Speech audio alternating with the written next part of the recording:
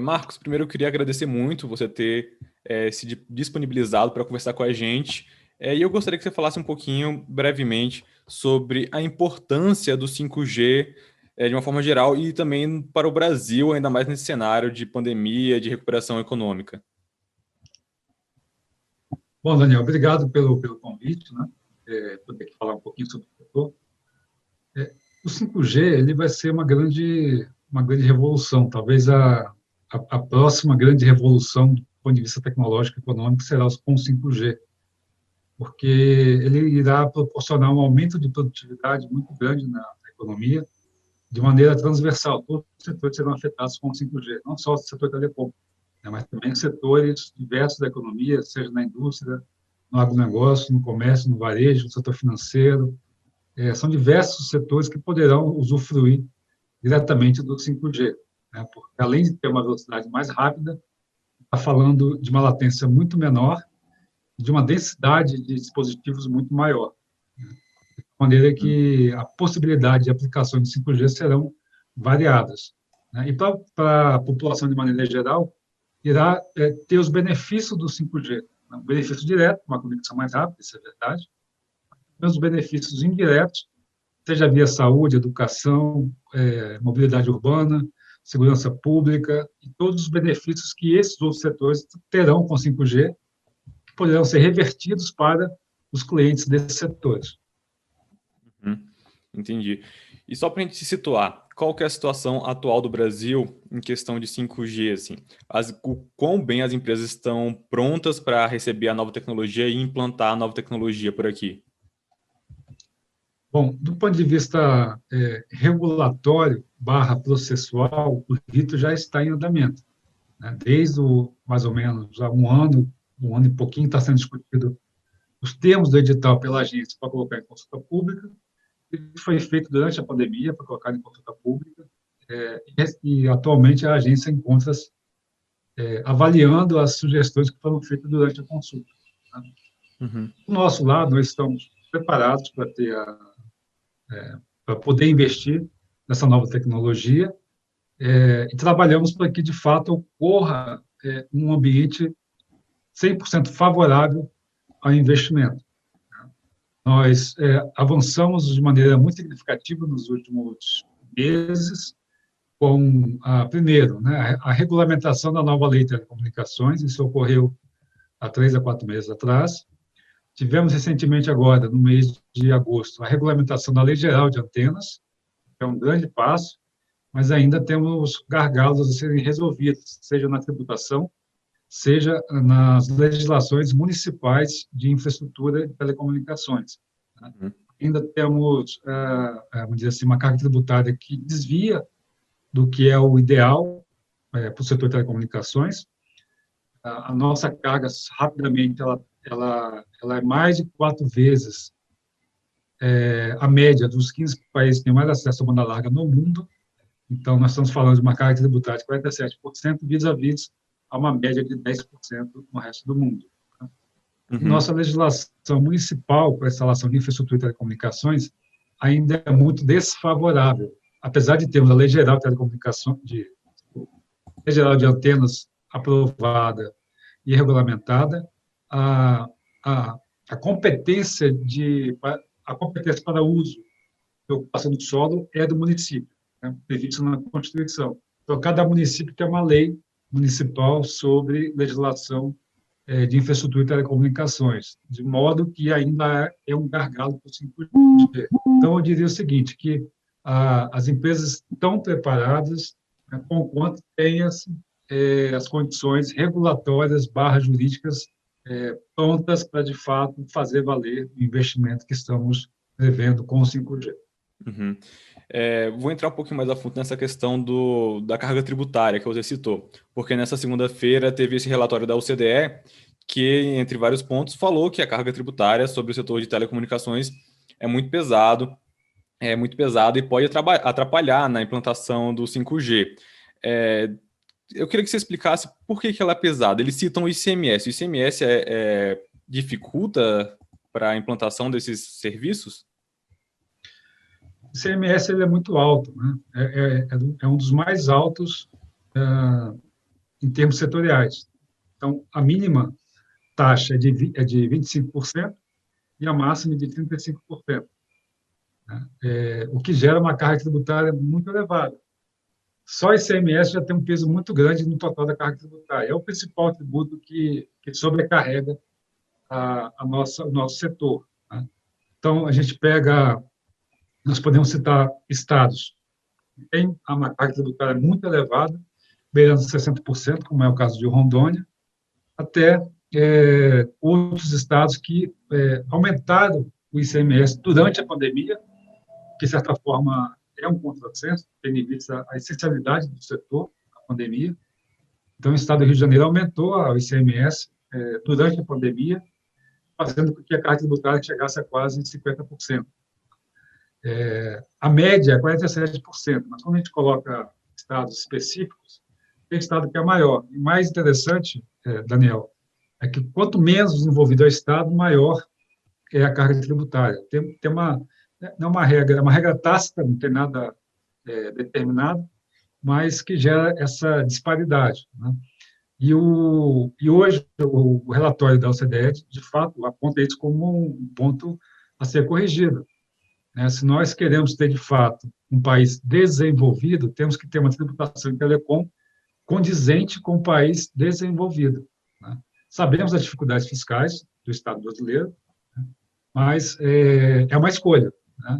Se a escolha é termos um desenvolvimento econômico sustentável, precisa ter uma tributação específica para a telecom menor, né? De tal maneira que sobrecarregue menos o consumidor, né? Assim, de maneira resumida, cada um de nós pagamos um pedágio de aproximadamente 50% por mês para ter acesso ao serviço de telecomunicações.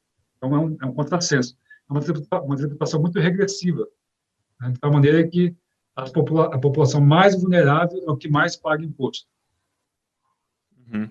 Sobre a questão da regulação, eu vi que tem muita discussão sobre essa questão da interferência do 5G com a TV, sobre a faixa que vai ser disponibilizada. Como que isso será resolvido? Qual que é a proposta que o setor apresentou para o governo?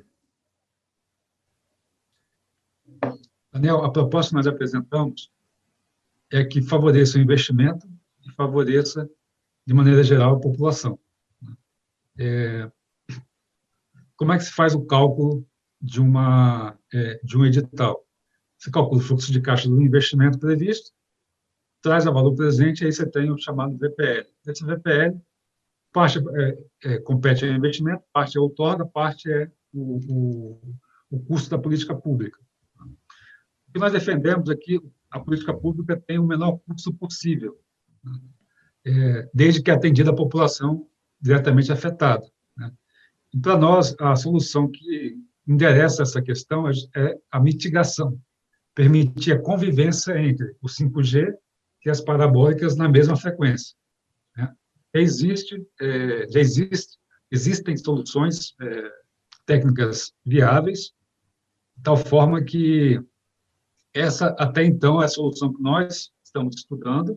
Nós temos já a validade técnica e temos o parecer econômico mostrando como sendo a solução mais viável em comparação com a outra solução, com outra alternativa, que seria migrar todo mundo de faixa, sair da faixa que vai ser o 5G, migrar para uma outra faixa, né? Que aí teria o custo, pelas nossas contas, a nossa consultoria que foi contratada, um custo de 7,8 vezes maior do que a mitigação. Então, por isso que nós defendemos a convivência do 5G com a parabólica na mesma faixa, primeiro, por ter um custo de política pública menor, e segundo, por ser eficiente do ponto de vista técnico. Uhum. E como que seria esse processo de fazer a mitigação, assim, questão prática mesmo para a pessoa que está assistindo entender? É um dispositivo que precisa ser implantado ali para filtrar o sinal na hora de receber? Como que funciona? Daniel, existe a TV parabólica, a antena parabólica, melhor dizendo, ela é côncava, né? Com aquele filtro ali na ponta dela. Tá? Esse filtro é que nós chamamos de LNBF. A nossa solução propõe trocar apenas esse filtro. É justamente esse filtro que já possui uma solução técnica viável, inclusive comercialmente. As empresas que estão fazendo os testes já se comprometeram a produzir em escala, caso seja a solução escolhida pelo governo. Uhum. Então, a solução que nós estamos oferecendo é essa, trocar o LNBF. Tá? E aí permanece tudo como está. Onde houver interferência, troca o filtro. A outra solução, que é a solução da migração para uma outra banda, né, significa trocar tudo. Trocar a antena, trocar o set-top box, né, trocar todos os equipamentos que fazem parte da transmissão de TV como hoje é assistido. Entendi. E assim, como que está indo essa conversa com o governo? Ele tem mostrado alguma propensão a escolher uma opção ou outra? A conversa tem sido muito franca e muito honesta da nossa parte. Nós estamos sempre privilegiando o investimento. Né? Então, desde o começo, quando começamos a avaliar quais são as soluções possíveis, a nossa defesa sempre foi pelo menor custo e maior eficiência. Né? E, até então, nós temos apresentado certamente que caberá ao governo a tomar a decisão. Entendi, mas por enquanto eles não deram uma sinalização assim sobre o que vai decidir. Isso ainda está sob avaliação, né? Ainda não tem um parecer público. Entendi. E agora, não tem como deixar de perguntar, né, que essa questão do 5G tem sido uma discussão em nível global, né, com disputa comercial entre dois grandes países. Como que o setor tem visto essa disputa? Do ponto de vista comercial, Daniel, o que nós defendemos é que mantenha-se sempre o princípio que até então vigora no país. É o princípio da regulação e da liberdade econômica. Desde quando foi privatizado o setor, em 97, até hoje, né, foi aplicado o modelo de regulação via agência reguladora, de tal maneira que isso permitiu termos um mercado mais competitivo do mundo e um dos maiores mercados de telecomunicações do mundo. Então, a prevalecer, né, o nosso entendimento, significa dizer que não é adequado ter alguma interferência no funcionamento do mercado da maneira que ele é hoje, porque ele chegou ao nível de eficiência que tem hoje devido ao modelo de regulação, devido ao princípio da liberdade econômica, ou seja, participa aquele que tem mais eficiência, aquele que tem maiores condições técnicas de oferecer uma boa solução. O que nós estamos querendo dizer é que é adequado não haver nenhuma interferência governamental no mercado que funciona bem, né? Sob o risco de desorganizar o nosso setor. Que eu vi um comentário que é o seguinte, de que as empresas hoje, se tivesse uma proibição do uso dos equipamentos da Huawei, as empresas não só teriam que deixar, não utilizar, não implementar essa tecnologia, mas também teriam que trocar a tecnologia que é utilizada hoje em dia. Isso realmente aconteceria? Daniel, a história das tecnologias é a seguinte, né? Onde teve o 2G, é porque tinha um 1G. Onde teve o 3G, é porque tinha um 2G.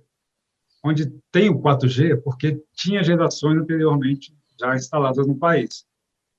Ter o 5G não é daqui para frente. Existe todo o estoque de investimento feito. E para ter o 5G, essa rede que existe hoje no país, que é fruto de investimentos passados, é importante. Então, não há como tirar, né, algum fornecedor sem ter prejuízo para a população. Tá? O custo final será em preço, em quantidade e qualidade ao consumidor final. Tá? Então, o que eu sempre digo, né, de maneira muito transparente, né, de maneira muito clara, é que é melhor deixar da maneira que está, né? Não interferir no mercado. Né? Nós estamos falando de um setor que se mostrou essencial agora na pandemia. Nós adquirimos equipamentos de todos os fornecedores, né? da Huawei, da Ericsson, da Nokia, da Cisco, da Qualcomm e outros fornecedores de equipamentos de telecomunicações, né, de tal forma que esse arranjo técnico barra tecnológico é o que define o nosso serviço de telecomunicação no Brasil hoje. Entendi. Quando você fala que adquiriu, você fala para as tecnologias anteriores ou já como uma preparação para o 5G? As tecnologias atuais, ou seja, com Atuais, né? base até onde nós temos hoje, que é o 4G. Uhum. Então, quando tiver o 5G, a otimização desse serviço vai ser feito com o uso do que já foi investido no país. Uhum. Então, nós temos aí há 20 anos investindo no país, todos os investimentos que existem até hoje, existe Huawei, existe Ericsson, existe Nokia, existe Qualcomm, existe Cisco, e por aí vai. Uhum. Que as pessoas têm a impressão que é uma questão nova, que acabou de chegar no mercado, mas assim, é uma questão antiga já, né? São empresas antigas, já bem estabelecidas, né? Sim, todas elas estão no país já há bastante tempo, né? No caso da transmissão de dados pela via móvel, né? Nós temos esse conjunto de fornecedores que, até então, a escolha é feita de acordo com a eficiência do ponto de vista técnico barra tecnológico e conforme a viabilidade econômico-financeira. Então, é essa competição entre elas que permite ter, por exemplo, um serviço de qualidade. Acho que a pandemia mostrou que o serviço de telecom no Brasil ele é robusto, ele foi resiliente, porque nós investimos muito, né? Uhum. Como o ciclo de investimento, CAPEX, ele é pequeno, ele é curto, né? Cada 6, 7 anos muda a geração, né? Então, o investimento necessário é sempre alto, né? De tal maneira que esse investimento alto que nós fizemos no passado foi o que garantiu manter as pessoas seguras em casa e a economia funcionando durante a pandemia. Qualquer mudança nesse mercado vai desequilibrar algo que funciona super bem, né? Que, inclusive, é modelo, né, para outros países do mundo, né? Não só modelo de regulação, como a Anatel, ela tem técnicos muito bem qualificados, né? E sempre teve, nos últimos anos, uma bela gestão, como também do ponto de vista econômico, né? Porque a intervenção, qualquer manual de microeconomia fala que a intervenção na economia não é benéfico para o consumidor final. É tão simples quanto isso. Uhum. A estimativa do governo é fazer esse leilão do 5G no começo do ano que vem, ali, nos primeiros meses, né? Se ocorrer esse leilão realmente na data prevista, quando o 5G realmente deve chegar no Brasil? Qual que é a expectativa? Daniel, tem uma questão importante que o time do edital, né? O edital seria esse ano, ele foi prorrogado a princípio para o ano que vem, em função de uma clara e absoluta incerteza em relação ao que vem no futuro. Nós não sabemos ainda, está muito obscuro, né? Temos já um pouco mais de clareza, mas a pandemia gerou um processo de incerteza muito grande. Durante a pandemia em si, né? Hoje está um pouco mais claro, mas ainda temos incerteza econômica em função das medidas que foram tomadas durante a pandemia, né? Apesar de termos aí um endereçamento do ponto de vista dos custos, né, da política pública em si durante a pandemia, né, isso gerou outras variáveis, né, outras implicações econômicas barra fiscais que nós não conhecemos ainda. Então, apesar de termos uma clareza quanto à pandemia, temos ainda uma incerteza econômica quanto ao futuro. De tal forma que, mesmo pensando em 2021, né, ainda possa ser um período talvez não adequado do ponto de vista econômico, né? Sem contar que ainda não temos certeza desses gargalos que eu te falei. Tem uma carga tributária muito elevada, temos umas leis municipais desatualizadas, né? Tributação de IoT inviabiliza o 5G no país, da maneira que é hoje, né? Essa questão de participação ou não em todos os fornecedores ainda não tá claro, então gera uma incerteza muito grande, né? Então, pegando todos esses pontos, o ideal para a gente seria que o leilão fosse no final do próximo ano, no final de 2021, de maneira mais segura. Tá? E caso haja o leilão no próximo ano, tá? A tecnologia não vai chegar assim de imediato. Né? Tem sempre a tecnologia chega em ondas conforme o nível de viabilidade técnica, econômico-financeira. Tá?